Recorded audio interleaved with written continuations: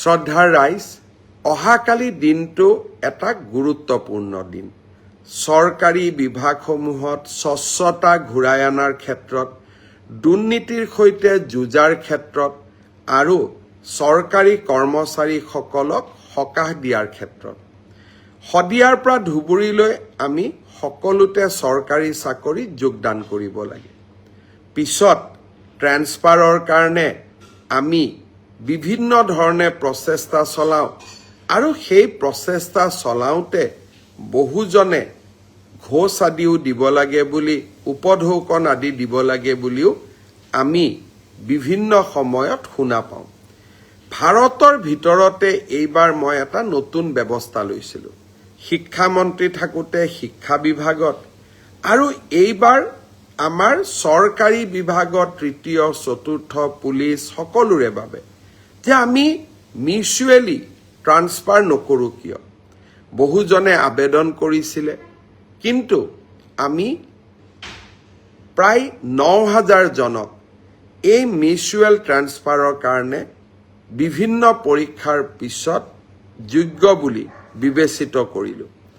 অহাকালি সন্ধিয়া নহয়, বিয়লি ৪ বজাৰ পৰা ৪:৩০ বজাৰ ভিতৰত আমি আনুষ্ঠানিকভাৱে মিউচুৱেল ট্ৰান্সফাৰৰ অৰ্ডাৰসমূহ আমি মুকলি কৰিম। ৯,০০০ জন চৰকাৰী কৰ্মচাৰীয়ে একেলগে একে সময়তে নিজে বিচৰা স্থানত ট্ৰান্সফাৰ অৰ্ডাৰ লাভ কৰিব। আজি মই শ্ৰীভূমিত যাওঁতে কেইজনমান ডেকা ল'ৰা ছোৱালীয়ে মোক সুধিছিলে যে আমি মিউচুৱেল কৰিব পৰা মানুহ বিচাৰি পোৱা নাই। মই আপোনালোকক প্ৰতিশ্ৰুতি দিছোঁ, এডিআৰিত যেতিয়া আমি 10 তাৰিখে নতুনকৈ নিযুক্তি দিম, তেতিয়া মিউচুৱেল ট্ৰান্সফাৰ কৰিব পৰা, বা আমি যেতিয়া পুলিচত নতুনকৈ নিযুক্তি দিম 10 অক্টোবৰত, মিউচুৱেল কৰিব পৰা কিছু আৰু স্কোপ আমাৰ সন্মুখত ওলাই আহিব।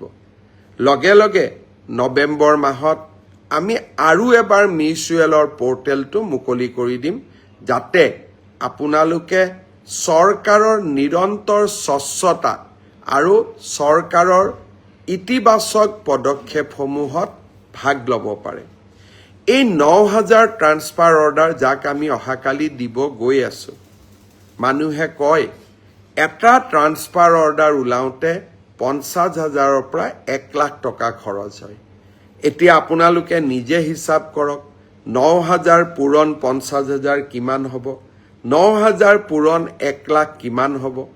আজি আমি এটা টকাও দিব নালাগে, আপোনালোক য'ত আছে তাতেই আপোনালোকৰ ট্ৰেন্সফাৰ অৰ্ডাৰটো আমাৰ পৰ্টেলৰ পৰা ডাউনলোড কৰি নতুন জাগাত যোগদান কৰিব পাৰে।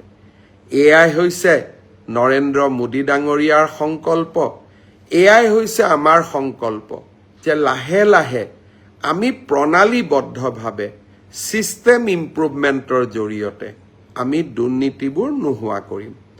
শিক্ষক নিযুক্তিত দুৰ্নীতি নোহোৱা হ'ল, পুলিচৰ নিযুক্তিত দুৰ্নীতি নোহোৱা হ'ল, তৃতীয়, চতুৰ্থ বৰ্গত দুৰ্নীতি নোহোৱা হ'ল। এতিয়া আনকি ট্ৰান্সফাৰ অৰ্ডাৰৰ ক্ষেত্ৰতো আমি দুৰ্নীতিসমূহ নোহোৱা কৰিম। অহাকালি দিনটো সেয়েহে এটা আমাৰ বাবে অত্যন্ত উল্লেখযোগ্য দিন।